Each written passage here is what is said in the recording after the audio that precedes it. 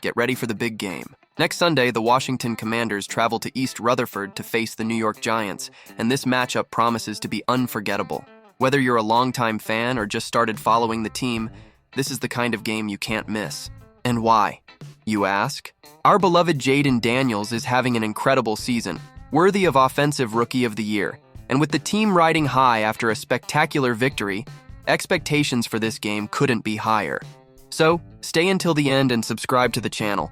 I guarantee you won't want to miss the next chapters of this journey. Now, if you've been following everything closely, you know this is the Commanders' chance, with a solid 6-2 record, to gain an advantage over the Philadelphia Eagles. Daniels, our young quarterback, has been one of the main contributors to this phase, exceeding any initial expectations. We're just one win away from matching a 7-2 start, something that hasn't happened since 1996. This is history in real time, folks. And on the other side, we have the Giants, who are coming off a complicated season with irregular performance and some tough losses. Still, we know that in division classics like this, anything can happen. If you remember, the first meeting between Commanders and Giants this season was very tight. On that occasion, the Giants suffered from the absence of their kicker Graham Gano, who was injured right at the opening kickoff. Without him, the team was vulnerable, and this opened a window of opportunity that the Commanders knew how to take advantage of. Now Dan Quinn, our coach, is already anticipating another competitive game. He said this week that every division game is like 5 quarters of pure tension, and with Week 2's history, he's not wrong. What do you think? Will this Commanders-Giants rivalry heat up again?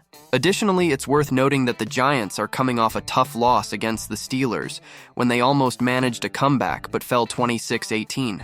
This was the team's 3rd consecutive loss, and they've had less time to rest and prepare for this next duel. Giants head coach Brian Daboll confirmed that Daniel Jones will remain the starting quarterback, but he's been quite inconsistent. In the last game, Jones completed 24 of 38 passes for 264 yards, but with no touchdowns and an interception in the final drive. These ups and downs could be the perfect opportunity for our defense to shine. And what a defense, my friends. The Commanders' defensive unit, which started the season questionably, is now showing its strength. After giving up many points to teams like Tampa Bay and Cincinnati early on, they're much more solid now. Last Sunday, they held the Chicago Bears to just 15 points, a sample of how this defense has evolved. Today, the team is allowing an average of 326.4 yards and 20.9 points per game, numbers that are essential to secure the tight victories we've seen so far. Who else is excited to see this defense in action?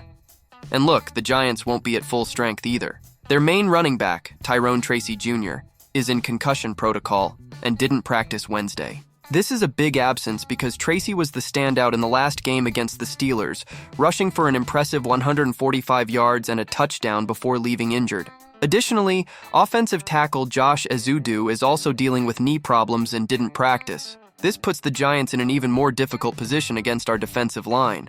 Meanwhile, Daniels, our quarterback, continues to stand out.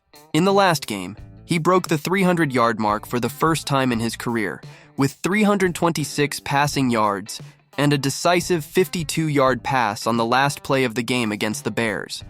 To top it off, the great Terry McLaurin, with 5 receptions for 125 yards, showed that the chemistry between the two is getting better and better. Daniels is still recovering from a rib injury, but so far, seems ready to lead the team again this Sunday. Who believes he'll repeat the feat? And this offensive line issue deserves our attention. We have some important losses, like Cornelius Lucas, who's dealing with an ankle injury and didn't practice, and Franklin Coleman, who's in concussion protocol. These are fundamental pieces to give Daniels the time he needs in the pocket. Without them, our protection might be compromised, and consequently, offensive performance could be affected. But who knows? We've overcome situations like this before. On the other hand, the Giants' defense also has its strengths and challenges. They've been allowing an average of 331.1 yards per game and 21.9 points per contest. This puts pressure on the Commanders' offensive line, but at the same time opens the possibility of exploiting some gaps. Daniels commented that this game will be quite different from what we saw in Week 2. He knows the Giants' defense has evolved, but also believes our offense has grown. Every detail counts, and in the end, whoever has more grit will come out victorious. And special attention to Giants cornerback Deonte Banks, who will start. After being benched in the game against the Steelers, Banks promises to come out strong in this matchup. Brian Dabble commented that he expects Banks to take the field with a new mentality. So the expectation remains. Will he be able to contain McLaurin and our aerial attack? That's the question for the fans. Now let's get serious, and I want you to pay close attention to this exclusive news about our Washington Commanders. We're at a critical moment in the season, and the team is showing different energy, real potential to surprise everyone.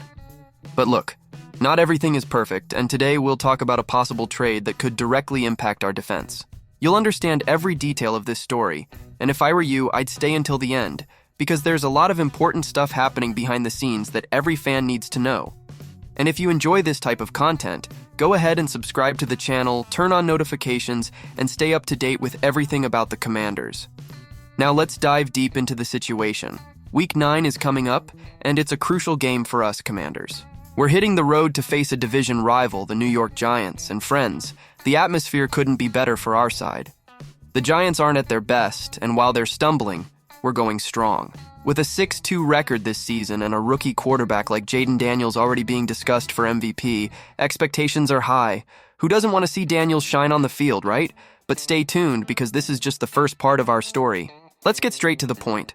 A win against the Giants could further solidify our season, but something is developing behind the scenes. The NFL trade deadline is rapidly approaching, and this means the Washington Commanders might be involved in a trade right after the game. Can you imagine? The season is hot, and by all indications, one of our defensive backs, Derek Forrest, is being considered as a potential trade piece. Yes, Forrest, who was once a key piece in the defense, might be looking for a fresh start. And this possibility is starting to stir up the fan base. Now you might be wondering, why Forrest? Why him? The answer is complicated, but let's understand it together. Jeremy Fowler from ESPN pointed out Forrest as one of the players drawing attention for a trade. He was once an important starter for us, but things have changed, and he's lost his spot in the rotation. Many say the problem isn't talent, but rather the search for something new, a chance to start fresh and prove himself with another team. Forrest shined in 2022 with solid numbers, so what went wrong? And more importantly, is this trade really good for us? Before drawing conclusions, let's remember that team management has also changed. Adam Peters came in as the new general manager and brought a different vision for the team's future. Peters seems focused on building a solid foundation around Jaden Daniels, and this includes possible strategic trades. But is trading Forrest now a smart move? What do you think? Let's agree. Having a manager like this, who's not afraid to make adjustments at the right time, brings hope of seeing the team really strengthening in the long run. But selling a piece like Forrest, in the middle of a season where we're performing well, raises some questions. Are we ready to let go of defensive talent? Forrest is a young player, just 25 years old, and with him, we can gain a lot in experience and coverage. However, his recent lack of playing time raises doubts about his future with the team. He's only played in 3 games this season and hasn't started any of them. The question remains, is it a lack of adaptation to the new scheme, or does Peters' plan really not include him anymore? And check this out. Despite the absences and current situation, Forrest had a memorable season last year, with 11 starts, 88 tackles, and 4 interceptions. This shows he's an impact player who makes a difference when he's in good form. The problem apparently isn't a lack of skill. The issue might be a difference in vision with the new management.